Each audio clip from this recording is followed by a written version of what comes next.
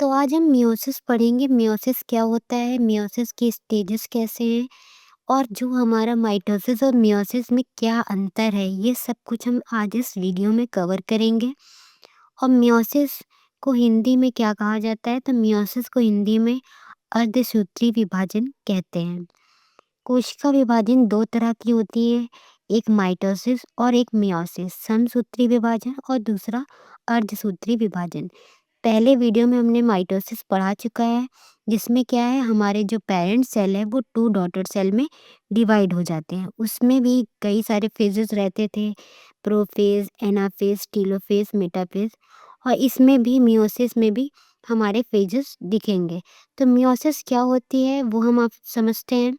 तो मियोसिस वह प्रक्रिया है जिसमें द्वारा जनन कोशिकाएं का निर्माण होता है। मतलब जनन कोशिकाएं हमारे कौन से होती है, ओवम और स्पर्म, जिसे हिंदी में शुक्राणु और अंडाणु कहते हैं। इसमें उनका निर्माण होता है और एक पेरेंट सेल से 4 डॉटर सेल बनती हैं, जिसमें गुणसूत्रों की संख्या भी आधी रह जाती है।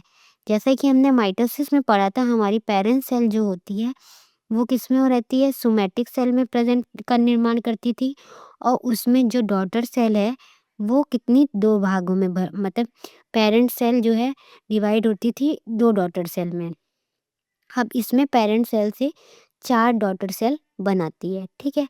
और इसमें जो क्रोमोसोम की संख्या रहती है वो भी हाफ रह जाती है, आधी रह जाती है। अब अर्धसूत्री विभाजन के प्रोसेस क्या है, कि स्टेजेस क्या हैं, उसको हम पढ़ेंगे। उससे पहले हम ये देखते हैं कि इसको रिडक्शनल डिवीज़न क्यों कहते हैं। इसको रिडक्शनल डिवीज़न इसलिए भी कहते हैं क्योंकि इसमें क्रोमोसोम की संख्या जो रहती है वो हाफ हो जाती है, इसलिए इसको रिडक्शनल डिवीज़न भी कहा जाता है। अब प्रोफेज फर्स्ट में क्या है, पूर्व अवस्था। यह सबसे लंबी और कॉम्प्लेक्स अवस्था होती है। इसमें क्रॉसिंग ओवर होता है और इसमें आनुवांशिक विविधता भी आती है। इसके भी 5 उपभाग होते हैं, जिसके नाम इस प्रकार से हैं: लेप्टोटीन, ज़ाइगोटीन, पैकेटीन, डिप्लोटीन और डाइकाइनेसिस। ये इसके 5 उपभाग हैं। अब हम मेटाफेज फर्स्ट की बात करते हैं, मध्य अवस्था। तो इसमें संजात गुणसूत्र कोशिका के मध्य में एक पंक्ति में व्यवस्थित हो जाते हैं। इसमें मिडल में हमें क्रोमोसोम दिखते हैं। इसमें क्या है, कोशिका के मध्य में एक पंक्ति में व्यवस्थित हो जाते हैं। अब एनाफेज फर्स्ट में क्या है, पश्च अवस्था, जिसे हिंदी में कहते हैं समजात गुणसूत्र अलग होकर विपरीत ध्रुवों की ओर जाने लगते हैं। मतलब क्या है, अपने ध्रुवों से अलग अलग, एक राइट और एक लेफ्ट की तरफ जाने लगते हैं अलग अलग होकर के। अब हम टीलोफेज फर्स्ट की बात करते हैं। तो इसमें दो नई अंगुरित मतलब हैप्लॉइड कोशिकाएं बनती हैं। अब इसका स्ट्रक्चर देखिए, इंटरफेज है, प्रोफेज है, मेटाफेज है, एनाफेज है और टीलोफेज में दो अलग हुआ है। अब साइटोकाइनेसिस क्या होता है, तो हमने आपको माइटोसिस में भी बताया था कि साइटोकाइनेसिस वो प्रोसेस होती है जिसमें हमारी कोशिका अपनी सेल्स मतलब डिवाइड होती है, अलग हो जाती है, मतलब उसको बांटती है। उस प्रोसेस को हम साइटोकाइनेसिस कहते हैं। अब मेयोसिस सेकंड में क्या होती है, द्वितीय अर्धसूत्री विभाजन।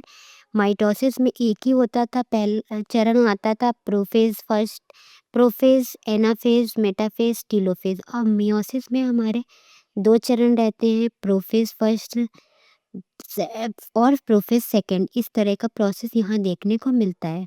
यह भी बिल्कुल माइटोसिस की तरह ही होता है। इसमें प्रोफेज सेकंड होता है, मेटाफेज सेकंड होता है, एनाफेज सेकंड होता है और टीलोफेज सेकंड होता है। इसमें क्रोमेटिड अलग होते हैं और अंत में एक मदर सेल 4 डॉटर सेल में बनाती है।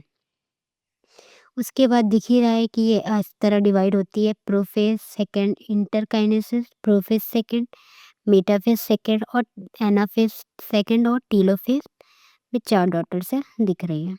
अब हमारा माइटोसिस और मियोसिस किस तरह से दिखता है, उसकी क्या विशेषताएं हैं, उसका क्या उद्देश्य है, ये सब कुछ हम इस वीडियो में देखेंगे। तो एक तरफ हमारा माइटोसिस है, दूसरी तरफ हमारा मियोसिस है। माइटोसिस को हिंदी में समसूत्री विभाजन कहते हैं और मियोसिस को हिंदी में अर्धसूत्री विभाजन कहते हैं। तो हमारा जो माइटोसिस होता है वो सोमैटिक सेल में प्रेज़ेंट होता है। सोमैटिक सेल जिसे हम हिंदी में कायिक कोशिका भी कहते हैं। मियोसिस क्या होता है, ये किसमें प्रेज़ेंट होता है? ये जर्म सेल में प्रेज़ेंट होता है, जनन कोशिकाएँ में प्रेज़ेंट होता है, जिसे हम हिंदी में जनन कोशिका, और ये जर्म सेल क्या है? ओवम और स्पर्म रहता है। अब कह रहा है विभाजन की संख्या क्या है? तो हमारी माइटोसिस में केवल एक बार ही विभाजन होता है। इसमें 2 चरण में होता है, जैसे बताया, prophase first, prophase second, metaphase first, metaphase second, anaphase first, anaphase second और टीलोफ़ेज़ फर्स्ट और टीलोफ़ेज़ सेकंड।